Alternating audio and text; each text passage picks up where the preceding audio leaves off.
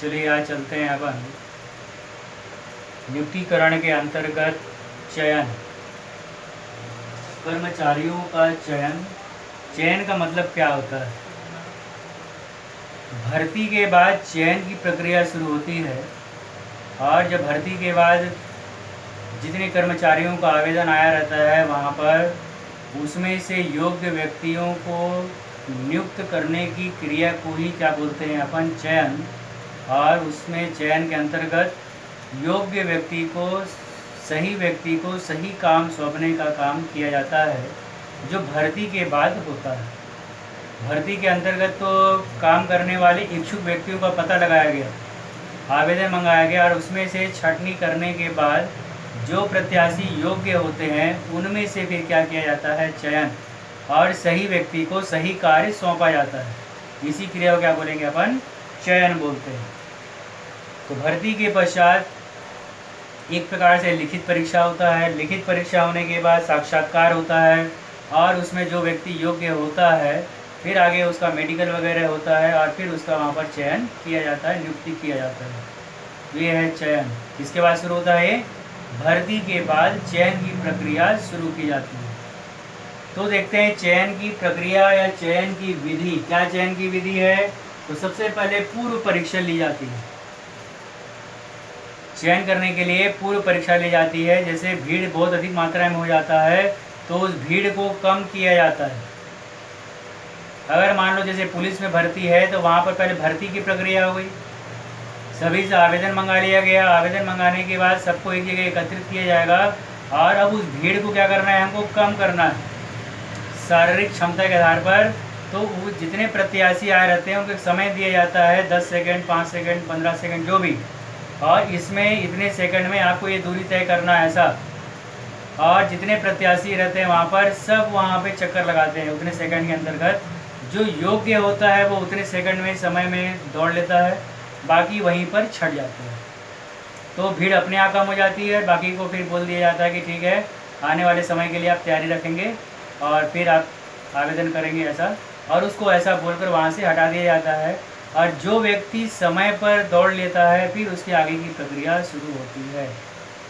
तो पूर्व परीक्षा मतलब भीड़ को कम करने के लिए ये पूर्व परीक्षा का आयोजन किया जाता है। जैसे हमारे यहाँ पीपीटी होता है, एग्ज़ाम पीईटी होता है ना।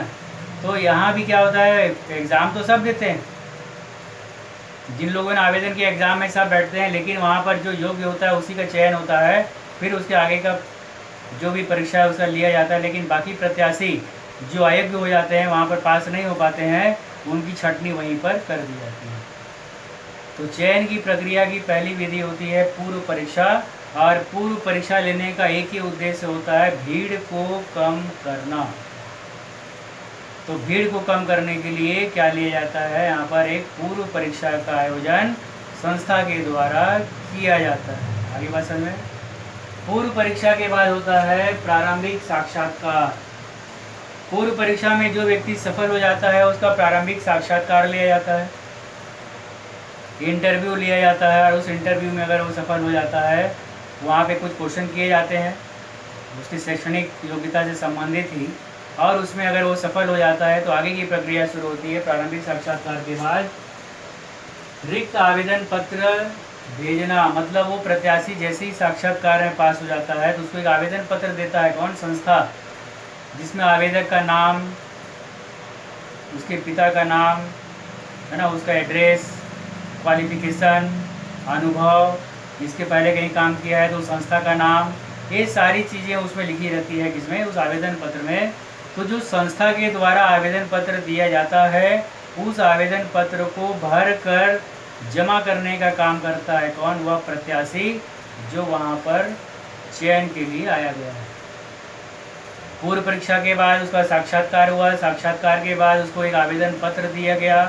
अब वो आवेदन पत्र को भरेगा। भरने के बाद जितनी भी जानकारी देगा सब सही जानकारी देगा और उसके बाद उसी आवेदन पत्र को फिर संस्था में लाके जमा कर देगा। तो आवेदन पत्र जमा होने के बाद आवेदन पत्र की जांच की जाती है। क्या की जाती है? आवेदन पत्र की जांच। संस्था के अधिकारियों के द्वारा उस आवेदन पत्र की जांच की जाती है कि इसने जो भी सूचना यहाँ पर दिया है वो सब सही है कि नहीं, उसमें कोई गलत तो नहीं है, ये चेक करते हैं। कौन चेक करते हैं? वहाँ के अधिकारी। तो सिर्फ आवेदन पत्र की जांच करने का काम कौन करता है? वहाँ का अधिकारी। आवेदन पत्र की जांच जब हो जाती है, फिर उसकी मुख्य परीक्षा होती है, लिखित परीक्षा होती है, और लिखित परीक्षा में अगर वो पास होता है तो आगे की कार्रवाई को आगे बढ़ाया जाता है। बिना लिखित परीक्षा के आगे का कार्रवाई नहीं होगा। तो यहाँ पे क्या होता है, फिर एक प्रकार से मुख्य परीक्षा का आयोजन संस्था यहाँ पर करती है। इसके बाद इसी के अंतर्गत होता है आपका कार्य परीक्षण।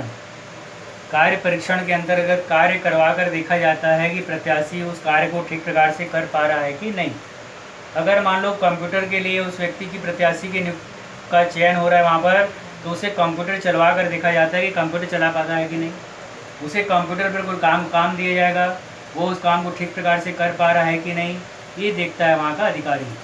ठीक उसी प्रकार से अगर टाइपिस्ट के लिए हम किसी व्यक्ति का चयन कर रहे हैं वहाँ पर, तो टाइपिस्ट के लिए वहाँ पर उसे कुछ लेटर हुआ या कुछ भी दिया जाएगा टाइप करने के लिए, अब वो उसे ठीक प्रकार से टाइप कर पा रहा है कि नहीं, समय पर कर पा रहा है कि नहीं, ये देखने का काम किया जाता है। ड्राफ्ट्समैन है तो उसे ड्राइंग बनवा कर देखा जाता है कि ड्राइंग बना पाता है कि नहीं। मतलब जिस कार्य के लिए नियुक्त किया जा रहा है उससे वह कार्य करवा कर देखा जाता है कि ये प्रत्याशी ये काम को ठीक से कर पा रहा है कि नहीं।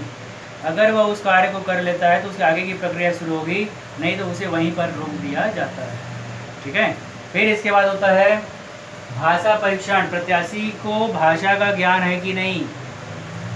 हिंदी के साथ साथ अंग्रेजी का भी ज्ञान देखा जाता है। अगर मान लो उस प्रत्याशी का चयन किसी बंदरगाह पर हो रहा है, तो बंदरगाह पर रहने के लिए उस प्रत्याशी को अंग्रेजी भाषा का ज्ञान होना आवश्यक है। तो अगर उसे अंग्रेजी का ज्ञान होगा तो वहाँ पर उसकी नियुक्ति की जाएगी, अन्यथा उस व्यक्ति को वहाँ पर नियुक्ति नहीं दी जाएगी, कारण उसको अंग्रेजी का ज्ञान नहीं। तो कुछ जगह ऐसे होते हैं जहाँ पर हिंदी के साथ साथ अंग्रेजी का ज्ञान होना अनिवार्य है, और कुछ संस्था ऐसी होती है, कुछ कंपनी ऐसी होती है जहाँ पर केवल हिंदी से भी हमारा काम चल सकता है। आई बात समझ में? तो ऐसी दशा में जहाँ पर अंग्रेजी का ज्ञान है जरूरी है, वहाँ पर उस व्यक्ति में देखा जाता है कि उस अंग्रेजी भाषा का पूर्ण ज्ञान है कि नहीं। तो भाषा परीक्षण का लिया जाता है यहाँ पर, और उसमें अगर मान लो वो सफल हो जाता है तो फिर आगे की प्रक्रिया फिर यहाँ पर प्रारंभ की जाती है। पूर्व परीक्षण, कार्य परीक्षण, भाषा परीक्षण, बुद्धि परीक्षण। बुद्धि परीक्षण में देखा जाता है कि उसमें सोचने समझने की क्षमता है कि नहीं, उसमें विवेक शक्ति है कि नहीं, वो अपने दिमाग लगा सकता है कि नहीं। इस प्रकार से वहाँ पे कुछ एग्ज़ाम लेकर उसके बुद्धि का परीक्षण भी किया जाता है, और बुद्धि परीक्षण में जब वो पास हो जाता है तब अंतिम साक्षात्कार होता है। कौन सा? अंतिम साक्षात्कार होगा, और उसके बाद उसको आगे के लिए भेजा जाएगा। अंतिम साक्षात्कार में उसके काम से संबंधित, उसकी योग्यता से संबंधित, और जिस पद के लिए वो संस्था में आ रहा है उस पद से संबंधित क्वेश्चन किए जाते हैं अधिकारियों के द्वारा, और यह व्यक्ति उसका जवाब देता है।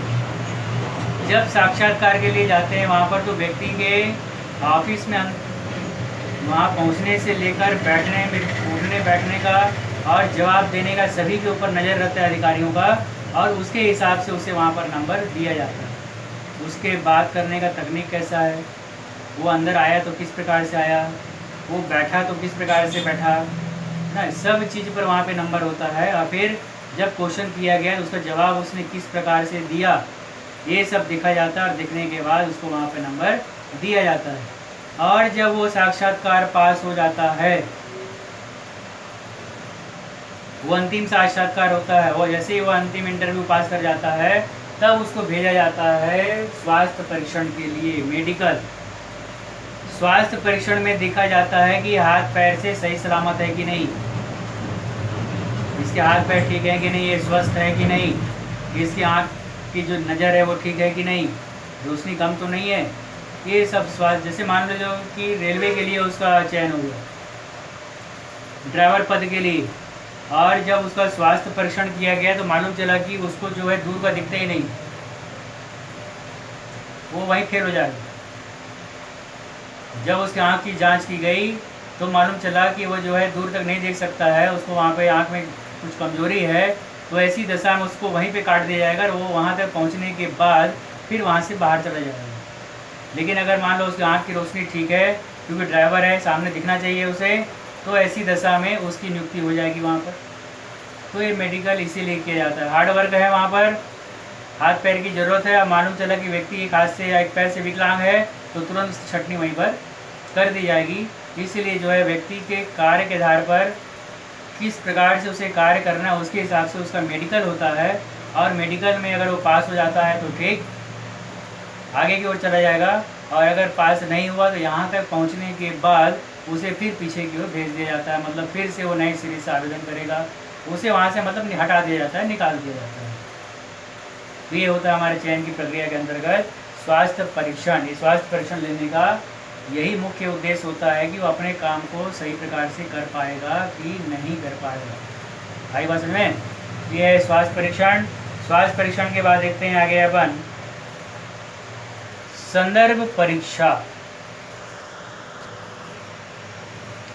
संदर्भ परीक्षा के अंतर्गत उस प्रत्याशी से पूछा जाता है कि इसके पहले आपने कहाँ कहाँ काम किया था, किस नियोक्ता के अंतर्गत काम किया था, तो उसका नाम, उसका पूरा पता लिया जाता है। और साथ ही साथ ऐसे 3 व्यक्तियों के नाम पूछे जाते हैं जो उसे जानते थे वहाँ पर, और जिसके जो उसे अच्छी भली भांति जानते कि वो यहाँ पर इस संस्था में काम करता था, उसका नाम लिया जाता है। तो ये लेने का मतलब एक ही होता है कि उसके चरित्र के बारे में, उसके व्यवहार के बारे में जानकारी लेने के लिए इस प्रकार से यह संदर्भ के अंतर्गत नाम लेता है कौन? अधिकारी। कोई भी अधिकारी या जो नियुक्ता करने वाला व्यक्ति है उस प्रत्याशी के बारे में सारी जानकारी ले लेता है, उसी को बोलते हैं अपन संदर्भ पत्र। ठीक है। संदर्भ पत्र के बाद कार्य पर परीक्षण एवं चयन। संदर्भ पत्र लेने के बाद उस व्यक्ति को उस स्थान पर ले जाया जाता है, उस कार्यालय के अंतर्गत कंपनी में उस स्थान पर ले जाया जाता है जिस पद के लिए उसे नियुक्त किया जा रहा है, और उससे काम करवा कर देखा जाता है कि इस अपने काम को ठीक प्रकार से कर पा रहा है कि नहीं कर पा रहा है। अगर वो अपने कार्य में सफल हो गया तो ठीक आगे की ओर जाएगा, और अगर मान लो कार्य में असफल हो गया, काम को ठीक से नहीं कर पाया, तो उसे या तो दूसरे विभाग में भेज दिया जाएगा, या उसी कार्य के लिए, उसी परीक्षा के लिए उसे कुछ समय दे दिया जाएगा, 2 महीना 3 महीना, कि आप 2 महीने के बाद आइएगा, फिर से आपका यहीं पर टेस्ट होगा और इसमें आप सफल हो जाओगे, तब आपको आगे के लिए भेजा जाएगा, नियुक्तिकरण किया जाएगा। यदि सफल हो जाता है तो फिर उसको आगे समय आगे बढ़ाने की ज़रूरत यहाँ पर नहीं होती है। ठीक है। तो ये उसको बोलते हैं कार्य पर परीक्षण एवं चयन। जब कार्य पर परीक्षण होता है, चयन होता है, और वो वहाँ पे पास हो जाता है, अपने काम को ठीक से कर लेता है समय पर, तब उसको एक नियुक्ति पत्र दिया जाता है। कौन सा पत्र दिया जाता है? नियुक्ति पत्र, जिसमें किस तारीख से उसे नियुक्त किया गया है, किस पद पर किया गया है, उसका वेतन कितना होगा, उसे स्वास्थ्य संबंधी, मेडिकल संबंधी छुट्टी कितनी मिलेगी, CL कितना होगा, ये सारी जानकारी उस नियुक्ति पत्र में लिखा रहता है। और नियुक्ति पत्र मिलने के बाद वह व्यक्ति जो है जब संस्था में आता है पद संभालने के लिए, तो उसका प्लेसमेंट तथा परिचय करवाया जाता है। मतलब वहाँ पे काम करने वाले स्टाफ के साथ उसका परिचय करवाया जाता है। जितने अधिकारी कर्मचारी हैं सबसे परिचय करवाया जाएगा, और उस दिन परिचय होने के बाद अपने पद पर बैठकर उस दिन से अपना कार्य करना प्रारंभ कर देता है। तो ये होता है चयन की विधि। इस प्रकार से चयन किया जाता है। चयन की विधि लिखिए बोलेगा तो आपको जो है क्रम से ही चलना है। पहले मेडिकल और परिचय नहीं दे देना है। जिस प्रकार से हम क्रम से चले हैं उसी क्रम से करते हुए आना है और इस पॉइंट को लिखना है आगे बस में। तो जब चयन की विधि बोलेगा तब कंटिन्यू चलना है, आगे पीछे नहीं। और इसमें पॉइंट के हिसाब से भी कार्य क्वेश्चन आता है यहाँ पर, है ना। कैसा क्वेश्चन आएगा? संदर्भ पत्र से क्या आशय है, प्लेसमेंट या परिचय से क्या आशय है, यानी जितना पॉइंट है उससे संबंधित क्वेश्चन भी पूछ देता है 1 नंबर 2 नंबर के लिए। तो हमारा ये क्वेश्चन भी यहाँ पर तैयार रहना चाहिए। आगे बात में ठीक।